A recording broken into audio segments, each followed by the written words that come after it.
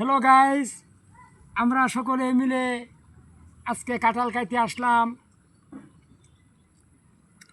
আমাদের গাছের কাঁঠাল অনেক মিষ্টি, কালারটাও সেই মিষ্টিও হচ্ছে, রঙও সেই। সম্মানিত ভিউয়ার্স, এই যে আমার নাতিরে নিয়ে আসলাম কাঁঠাল খাইবার লাগি, আমার ভাগ্নেরা নিয়ে আসলাম।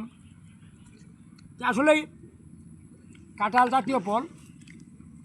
এখন গরমের দিন থাকলেও কাঁঠাল খাইলেও গরম লাগে, কিন্তু কাঁঠাল যে খায়া গরমের মধ্যে খায়া যে হজম করতে পারে, কাঁঠালও অনেক পুষ্টি আছে, কাঁঠাল খাইলে অনেক এনার্জি আছে।